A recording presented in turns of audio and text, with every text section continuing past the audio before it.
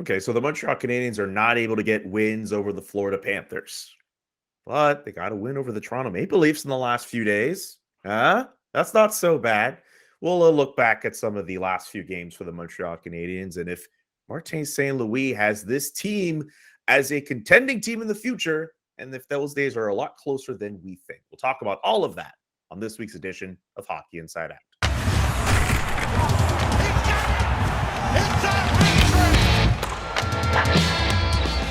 My name is Julian McKenzie, alongside the usual suspects on the podcast. Stu Cowan from the Montreal Gazette is in the house. Rick Green, former Stanley Cup champion and assistant coach, also in the house. Jessica Rusnak, not only is she in the house from CBC Daybreak, she's in a new office space. Why haven't you shown us this before? This is not that your old space wasn't good. This room looks really nice. It was occupied by my husband, and now he's back in the actual office, so I get to take the home one. Okay, at least. If you can, just keep that location. I'm just happy that Jess is on the podcast. Let's be real here. It doesn't matter what room you're in.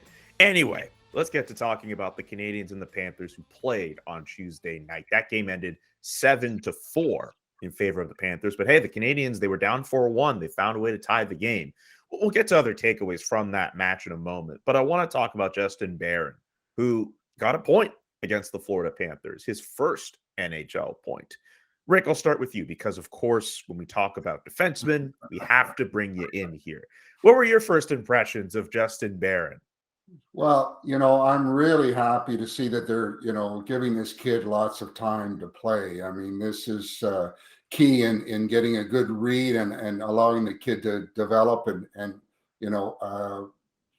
to progress at the NHL level. And, his first game, he almost played 18 minutes. Florida, 20, almost 21 minutes. So, and then he had the overtime chance against Jersey. So he's given lots of opportunity to show his stuff. And what I really like about him, he's mobile. He seems to be poised. He doesn't seem to panic.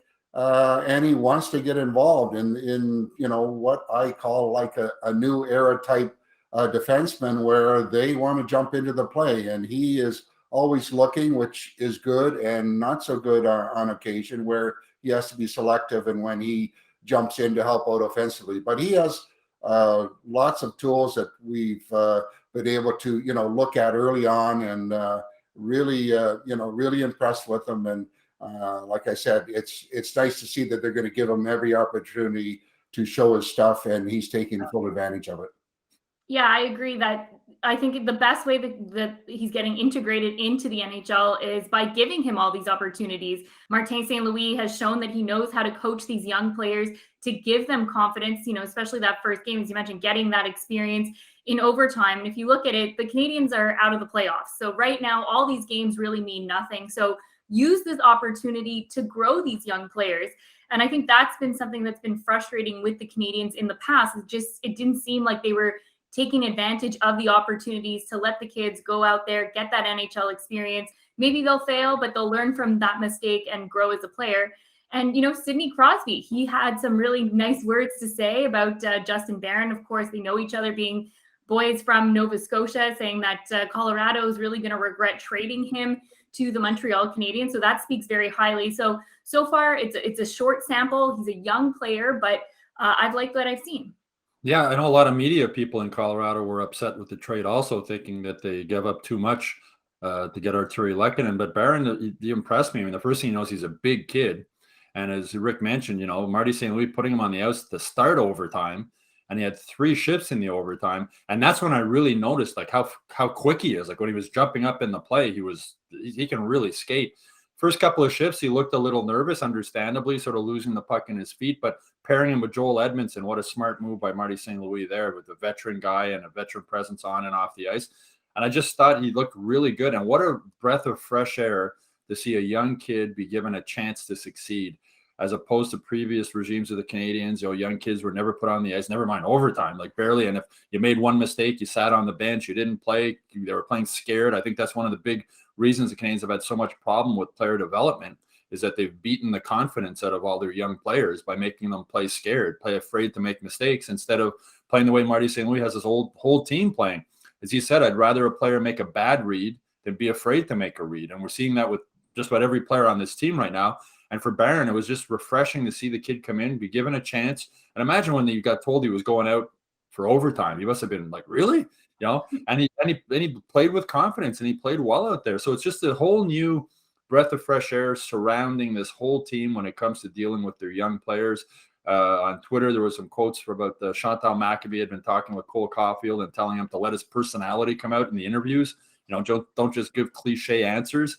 And he was like, really? I was told never to do that before. I was always told just to speak in cliches and say nothing.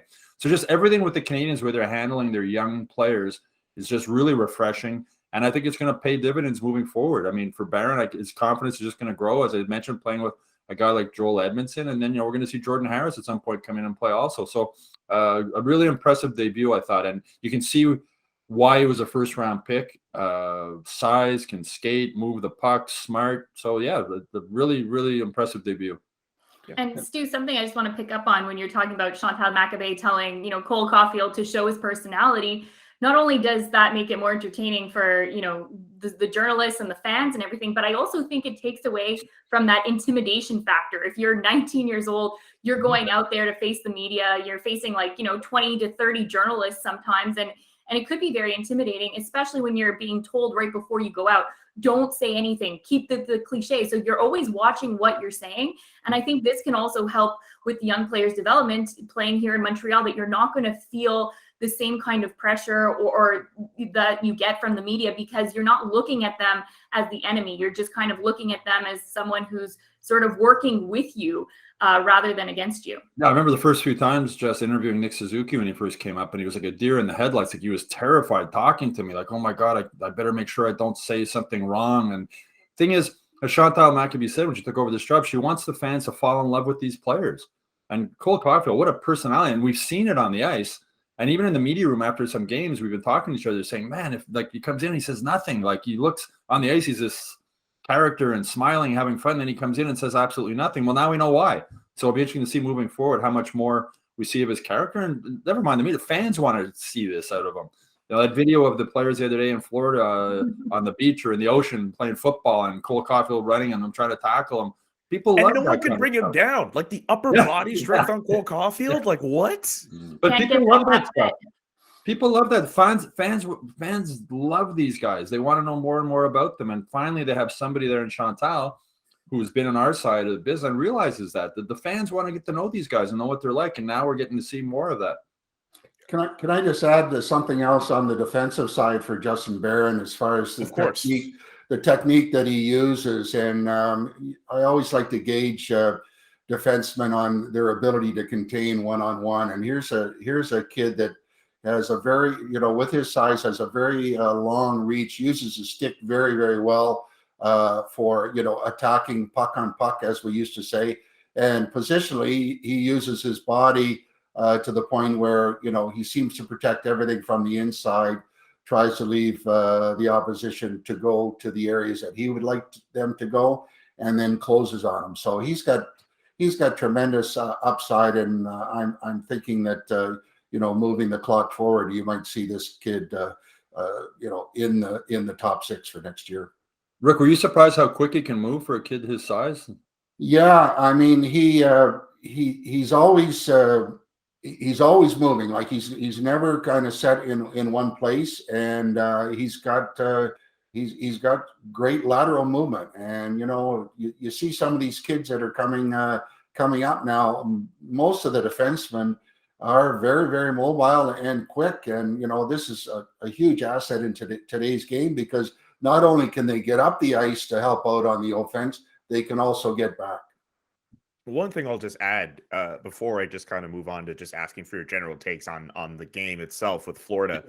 I think of the fact that Justin Barron, even though there was that gaffe he had against the Panthers, he still ends up playing like over 20 minutes against Florida. And I'm even going to loop in the discussion on Cole Caulfield and how the personalities, the Canadiens are able to kind of show them in front of the media now. Like, there's this weird amount of freedom that the Canadiens can have now because they're officially mathematically eliminated from playoff contention. I think that cannot be understated when you look at the liberties afforded to some of the younger players, the way Martin St. Louis could coach, even the way the players can direct themselves to us in the media. Like, I've been around in that media room enough times where, like, even just among colleagues, like it's kind of like jovial. We're all kind of laughing. It's not like tense or anything like that. And the players are making jokes. Like, there's no pressure at all for the Montreal Canadiens. It's all about them trying to make themselves get better for next year. And it's been that way since the halfway point of the year. And I think the fact that that's there, that can't not be forgotten in all of this. And I'm curious to see how the tactics for St. Louis will change. The pressures on the players will change once the games start to matter again. But I don't think we can forget about the fact that the Canadiens pretty much since January have been playing games that don't matter in the grand scheme of things. In a way, it's allowed Martin St. Louis to just kind of make his players do what they feel they can do offensively. And guys like Justin Barron can play 20 minutes even after coughing up a puck, leading to a goal. I think that should not be discounted when we have these discussions about the Montreal Canadiens as of right now. But yeah, other than that, but Stu, you can add if you want. The rest of the season is a training camp for next season, and that's the Pretty way much. they should use it, and that's where they are using it. Justin Barron, they put him out in overtime. If he screws up and they score and lose, big deal.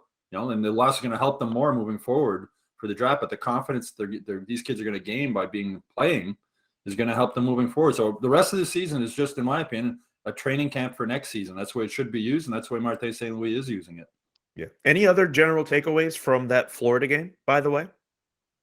Well, I was just going to say it was such an interesting game to watch because they started off kind of looking like the Montreal Canadiens we've seen all season long, getting blown out. And it was like, oh, this is going to be a difficult game to watch if you're watching from the Habs perspective. But then all of a sudden in that minute and 42 seconds or whatever exactly it was, they score those 3 quick goals. They tie the game up, and it's kind of like, okay, let's see, can they pull off a comeback against one of the top teams in the league? And I think that's kind of been the difference since Martin St. Louis has taken over, is that they're losing games, but they're having fun losing, if that kind of makes sense, that they're not being blown out of the water. When we see them afterwards for their media availability, they're not like defeated. They're realizing they want to win, but it wasn't a horrible effort by them. They realize the circumstances that they're in. They're not making the playoffs. They have a lot of work to be done, but there's certain elements of the game that they're happy about. And that was something they didn't have before when they were losing games, 7-1, and you look and there's nothing positive to take from that game. And you would feel that from the players afterwards. Yeah. I mean, the Florida Panthers are a powerhouse team. I mean, they're good. That's a really good team. They're going to be hard to beat in the playoffs. It was nice to see a lot of people in the stands in Florida also, that you don't see very often for them playing, even when they've been good. But it's, with the Canadiens, they have no business beating Florida. When they fell behind by 3 goals or whatever, it would have been easy for them to just say, like they did previously, go back to that last game, Dominic Ducharme's tenure as head coach against New Jersey, when they lost 7-1, just say, we can't beat these guys. But as you mentioned, they're having fun. Whatever job you have, whatever you do in life, if you go to work every day and it's a negative environment and you're not happy and you just go in and you go through the motions, right? You're not putting in that extra effort because you're not happy. And I think that no matter what job you have, I think that comes into play. Marty St. Louis made it a fun place to come. He's made it a fun place to come to the rink. The guys are having fun again. Josh Anderson, the press conference after Dominic Ducharme's last game, basically said that. He said, we're not having fun here anymore. It's not fun to come to the rink. It is fun. And they're having fun. So when they're down 4-1 or whatever, they keep playing and they believe what Martin St. Louis, the concepts that he wants to play, and they just keep doing it and coming back. And, in the end, Florida won, which they should. They're a much better team, but they're just having fun. And go back to that video of them on the beach on the day off Monday. And some people were criticizing, what a team. They're not going to the playoffs. Look at this. What do you want them to do? They're in Florida. It's a day off. They're having fun. They're having a good time. They're bonding together. They're having fun together. It moves forward. People forget sometimes this is this guy's job. When you have a bad day at work yourself, you might go out and do something to just have fun. And they're having fun on the ice and off the ice. And it's really a positive thing, I think, moving forward with this team as a group. And it is nice to see that they don't stop working. I mean, let's face it, scoring the 3 goals in less than 2 minutes. They got a couple breaks, but they keep coming at you. And, touched on how good Florida is. And Florida being, one of the best in the league, those teams are one of the best because they find ways to win. And, they're very, very impressive, Florida, with the way they contain and cycle the puck in the offensive zone. And I don't know if there's any team better than them as far as being able to control the puck the way they do and the way they support it. And they seem to turn, very simple plays into scoring chances by just the talent that they do have. So it's going to be really interesting to see, even though they went south a little bit there, pardon the pun, with 3 goals coming at them in a short period of time. They're really good. And Montreal, though, you have to give them full credit because they went right at them, but obviously the better team won with the depth that the Florida Panthers have. But good stuff happening with Montreal. Take a few of the errors, giveaways that they put in there that ended up costing them, and they're playing okay. They're doing much better than what we had seen them before. So Yeah, and now it's 21, 22 games, whatever it is, with Marty St. Louis head coach. You always get that bump when a new coach comes in and the adrenaline, everybody's working harder, but that's 22 games in. There hasn't been a fall off as far as the effort level. It's still there. There's not one game this team has played since Marty St. Louis took over that they haven't battled right until the end. And that's something that we didn't see from this team earlier in the season.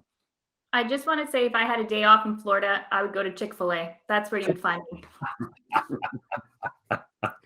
This free promotion for Chick-fil-A. Stu Cowan drinking out of a Tim Hortons cup. Like, one of these brands have to start sponsoring this podcast. So we move away from the Florida Panthers now to talk about the Canadiens game against the Toronto Maple Leafs at the Bell Center. They beat them again. Did you know the season series for the Leafs and the Canadiens? It's 2-1 for the Canadiens. They have 2 wins over the Leafs, a team that is supposed to be a playoff team. For whatever reason, the Leafs just cannot get it done at the Bell Center against the Montreal Canadiens. Why do you think, Stu, I'll start with you. Why do you think the Canadiens have been able to gain as much success with the Leafs? Martin St. Louis as head coach, as interim head coach of the Montreal Canadiens, has 2 wins over the Toronto Maple Leafs. It's interesting. One word: goaltending.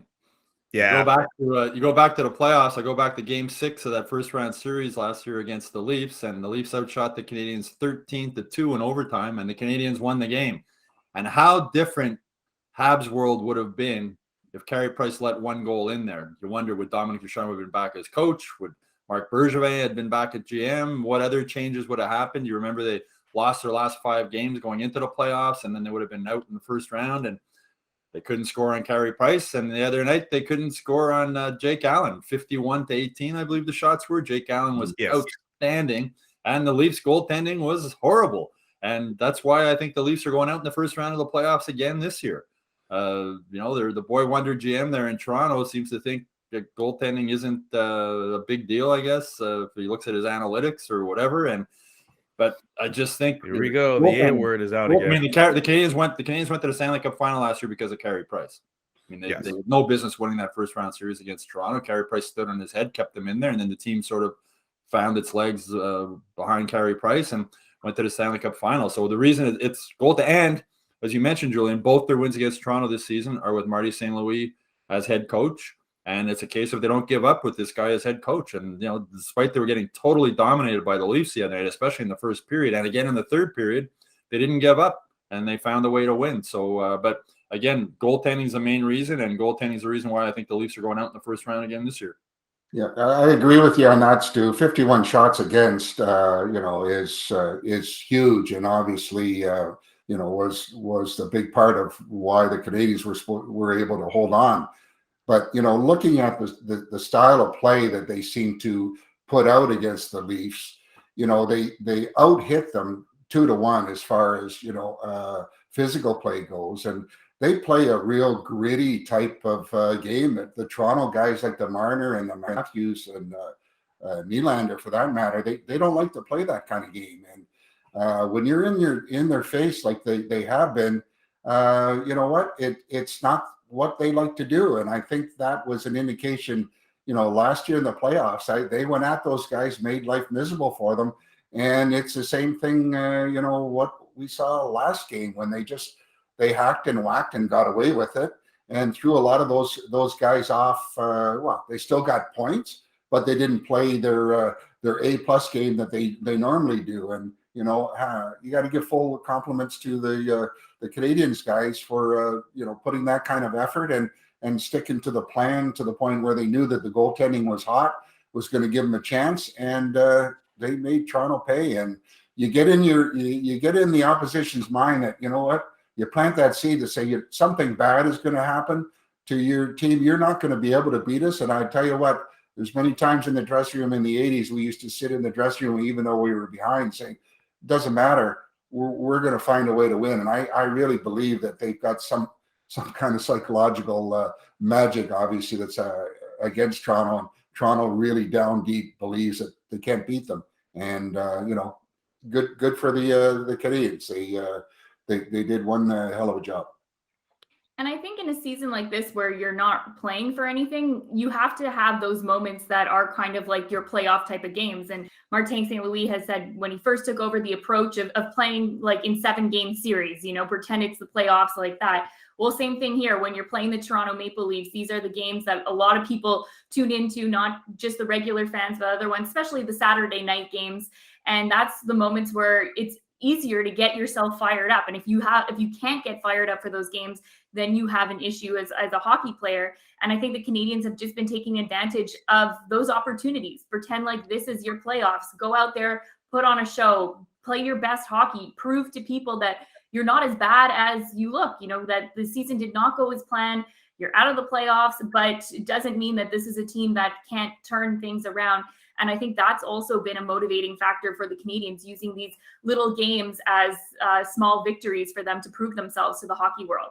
No, Julian, you and I were in the press box for that game. I mean, the atmosphere at the Bell Center was just fantastic. It was a playoff atmosphere. And the thing is, Montreal fans have fallen back in love with this team, even though they're still at the bottom of the NHL standings. So that first period when they were totally dominated by the Leafs, before you think fans would have started booing them or getting on them, but they weren't. They were still behind them. Fans have been doing the wave. Fans are just it was only the third sellout of the year at the Bell Center, the game against the Leafs. So fans are loving what they're seeing on the ice with this team. Bell Center's become a fun place to go again.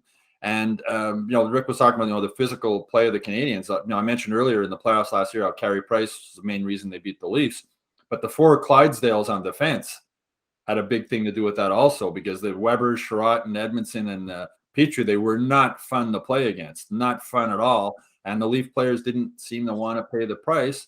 And there's a reason why the Florida Panthers wanted Ben Sherratt so badly, because his game is made for the playoffs. And we saw it last year in the Canadiens run. He's not fun to play against. And all 4 of those defensemen last season were not fun to play against. And the Leafs, when the going gets tough, they just seem to not be able to fight through it. Okay, so really quickly here, with the recent performances against Florida and Toronto in mind, you could say they held their own against some of the better teams in the Atlantic, and that's all under Martin St. Louis. And maybe I'm jumping the shark a little bit when I ask the question like this. The fact that he's able to get this out of the team, and while yes, there is the context of the fact that they are playing in a time when games don't really matter, but the fact that all these guys are buying into Martin St. Louis, how long do you think until he's able to take this team and actually turn them into a legit playoff contending team? I think people are thinking of the rebuild and how long it might take. But do you think Martin St. Louis' work, at least this year, helps accelerate that process? Well, I mean, judging by the teams that are ahead of them that will make the playoffs, I think it might be a little premature in thinking that, they're going to motor right into the playoffs next year. But that being said, there's a lot more positives that are happening, and looking at the good news, if you will, of them giving opportunity to young guys, and again, trying to develop a mindset and character that they're really, really determined, and losing isn't part of their mindset. You know what? There's nothing to hold me back from saying, listen, give them a couple of years. Give these kids time to develop and understand how they need to play at the NHL level. And, I think there's a lot more positives going forward with this group, and, more to come. And this is very much exciting to see and hear that there's going to be changes, and the changes that they are making are pretty good ones so far. And I think it's a lot easier for Kent Hughes and Jeff Gordon to properly evaluate this team and what's missing when players are actually playing up to their full potential. Cole Caulfield is the perfect example of this. If they didn't make the coaching change, Cole Caulfield would probably be with the Laval Rocket, and questions about his future. Will he ever develop into that player that the Canadiens were hoping for? Can he cut it at the NHL level? Well, now he's shown that he can. So you can cross him off the list. They have an idea of what kind of player he can be, and they can do that with more young players when they want to go out and find the right pieces to make this team a Stanley Cup contending team. But it is going to take time. They're not going to just all of a sudden switch next year and be one of the top teams in the NHL. They still have more work to be done. These players have to grow. They've got to learn. But I think, things are looking good. Not next year, but I think, in the next 3 years, 2 to 3 years or so, that they could be a team that people talk about seriously. Yeah, I think you're right, Jess. I think you're looking probably 3 years. That game against Florida, we just saw like how much better a team Florida is than the Canadiens. I mean, they're stacked right through their lineup. They got tons of talent. They got good goaltending. They got everything. But I think with the Canadiens moving forward, the big question is with Carey Price, right? What are they going to do with Carey Price? And I think at this stage, I don't think they can trade him. I don't think there's a market out there for him. I think the best thing that can happen for the Canadiens right now is for Carey Price to come back healthy next year and be able to play for them. And if you have Carey Price and Jake Allen as your goalies, that makes a big difference as far as covering up mistakes that happen in front of you. So I think they're about 3 years away from being a legitimate playoff contending team. But again, a lot of it depends, because if they can move Carey Price, I think it becomes more of a rebuilding. If Carey Price can come back and play like he did in the playoffs last season for 50 games with Jake Allen playing the rest, now your goaltending is, you build from, it's hard to win when you don't have good goaltending. I remember one NHL scout telling me you don't appreciate elite goaltending until you don't have it anymore. And we've seen that this season with the Canadiens, with the problems they had earlier in the season with their goaltending. So I think 3 years, but again, a lot of it depends on what happens with the Carey Price situation. And I think right now the best situation for the Canadiens is if Carey Price can come back and be healthy and play next season, because I don't think there's any market right now for a trade. The Canadiens are probably, I imagine, would have to eat half his contract in any trade they might be able to pull off. A buyout is really expensive. So I think the best case scenario right now is just have Carey Price come back healthy next season, and that will help them as far as becoming a legitimate playoff team again. I think that's like the one storyline we're waiting for the rest of this year. I know obviously the idea of Carey Price being healthy for next year is one thing, but Carey Price trying to put himself in a position where he can come back for some games this year is like the one thing we're essentially waiting on between here on out and the end of the year. So development of young players, seeing if Cole Caulfield can hit 20 goals, and Carey Price if he returns to the Montreal Canadiens. All these great storylines we'll find a way to cover on future episodes, of course, of the Hockey Inside Out show, which comes to an end this week. Friends, this was fun. Really enjoy getting to see you all every week, of course. And to you all watching at home, thank you for doing so. We really appreciate you. Subscribe to the YouTube page if you haven't already done so. Subscribe to the Hockey Inside Out newsletter. You can go to montrealgazette.com/newsletters to check it out. And of course, visit hockeyinsideout.com for full episodes, other articles, and other fun stuff from the Montreal Gazette. We'll be back next week with a brand new episode. Bye for now.